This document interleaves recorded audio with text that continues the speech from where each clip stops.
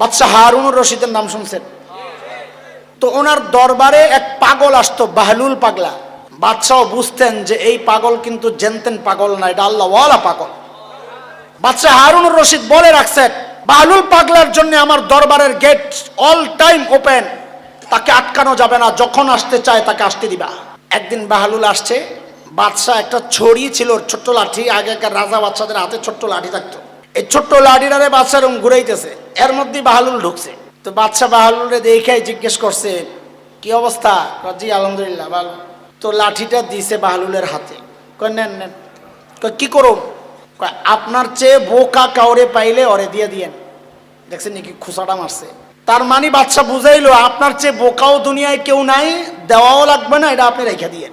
আপনি রেখে দিয়েন এটা ডাইরেক্ট না বইলা কি বলে, আপনার চেয়ে বোকা যে তারে দিয়ে দিয়েন। বাহলুল সরল সোজা মানুষ, বেচারা যায় খালি খোঁজে, আমার চেয়ে বেকল কে আছে, দেখ কাউরে পায় না। 2-3 বছর খালি খুঁজছে, কাউরে পায় না, লাঠিও দিতে পারে না, নিজের কাছেই রাখে। বাদশা তো চাইছি এটা যে বাহলুল পাগলার কাছেই থাক লাঠিটা। 2-2.5 বছর পর হঠাৎ খবর আসছে হারুনুর রশিদ মৃত্যু সজ্জায়, জীবন সায়ান্নে উপনীত, জীবনের শেষ দিনগুলো কাটাচ্ছে।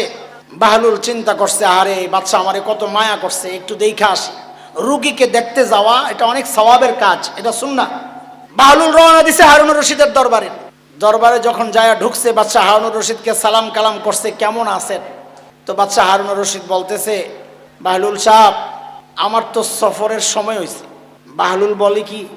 মাশাআল্লাহ, লোকজন পাঠাইছেন নি আগে? আপনি পাগলামি আর ছাড়লেন না, আখিরাতের সফরে বুঝি লোক পাঠায়? আপনি যদি 1 মাসের লেগে কোথাও গেলে আগে সৈন্য টৈন্য পাঠাই এলাকার খোঁজ খবর লন, এনে পাঠান নাই? কি পাগলামি করেন ঢাকা? ওইখানে কাউরে আগে পাঠান যায় না মিয়া? ও আচ্ছা, খানা টানা পাঠাইছেন? পাগলামি সারেন, চুপচাপ বোন আইসেন, দেখতেন, দোয়া করে যান গা। আপনি কি কথা কন এগুলা? খবরে গেলে বুঝি খাওন দিব, এনে বুঝি খাওন লয়ে যাওয়া যায়? তো বাহলুল পাগলাও জিজ্ঞেস করে, খানা টানা পাঠাইছেন নি? আরে পাগল, কবরের মধ্যে খানা পাঠাইছে? কি করে রাখো পাগলামি, চুপচাপ বানাবে। আরে আচ্ছা ঠিক আছে, বাদ দেন, আইবেন কবে? আরে আপনি তো পুরো পাগল হয়ে গেছেন, দেখা যায় আখিরাতের সফরে কেউ যায় আবার ফেরত আসে নাকি? ও তাই? বাদশা পাইছি। বলে কি পাইছেন? আমার সে ব্যাককল পাইছি একজন। কারে কাপড়ে ধরেন, আপনার লাঠি আপনি নিয়ে এলো। আপনার লাঠি আপনি নিয়ে নেন। বলে কেন? বলে আমি এই 2.5 বছর 3 বছর খুঁজেছি আমার চেয়ে বেকুফ নির্বোধ কাউকে পাই কিনা লাঠিটা দেওয়ার জন্য। আজকে আমি বুঝে গেছি আমার চেয়ে নির্বোধ এই দুনিয়ায় আপনি।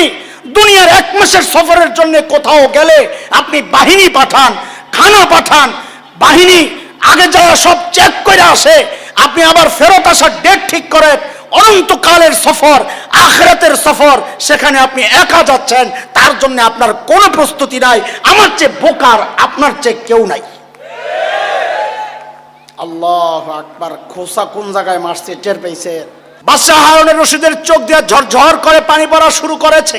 ও বাহলুল, তোমাকে পাগল বলি, আসলে তুমি তো সবচেয়ে সচেতন। পাগল তো আমি, আসলেই আমি বোকা।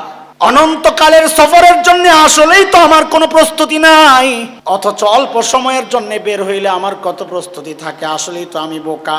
দোস্ত, ঠিক এই কথাটাকে আমি আরেকটা হাদিস আপনাদের সামনে পড়েছিলাম। নবী আলাইহিস সালাম বলেছেন, আল কাইয়িসু মান দানা নাফসা ওয়া আমিলা লিমা বাদাল মাউত। প্রকৃত সচেতন, প্রকৃত বুদ্ধিমান তো সে যে নিজেকে চিনে। আরে মুসলমান, আজকে আমি আমাকে চিনি নাই।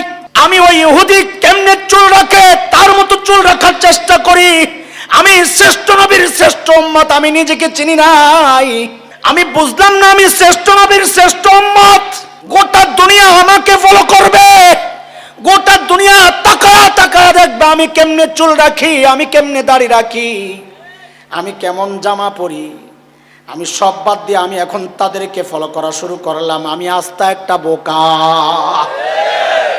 নবী বলেন, আল কাইয়িসু মান দানা নাফসা। প্রকৃত বুদ্ধিমান সচেতন সেই মানুষ যে নিজেকে চিনে।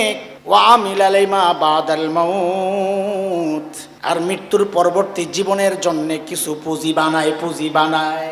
ও দোস্ত, কার কি পুঁজি আছে বলেন তো একটু? কার কি পুঁজি আছে বলেন? আমার তো নাই।